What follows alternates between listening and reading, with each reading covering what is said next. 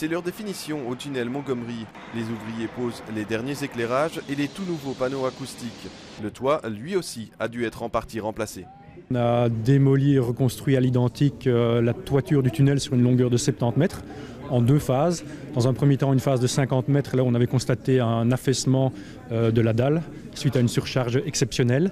Et dans un deuxième temps, suite à des analyses complémentaires de béton, on a également reconstruit à l'identique la toiture du pont de la rue Dietrich. Un chantier de 4 millions d'euros sur les 600 000 dédiés au tunnel bruxellois. Après celui de la place Stéphanie, le tunnel Montgomery est le deuxième d'une longue série. Il y a la Pordale, le tunnel de la Pordale, il y a le tunnel du Léopold II.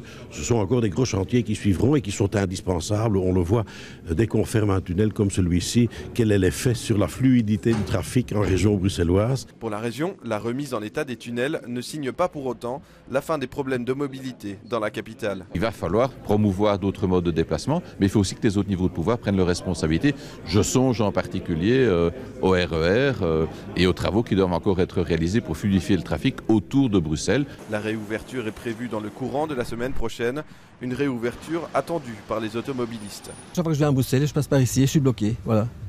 J'espère que ça va s'améliorer. C'est n'importe quand qui peut être bloqué. Donc voilà, on attend l'ouverture avec impatience. Prochaine étape, le tunnel Porte de Halle. Les travaux devraient débuter dans le courant 2017.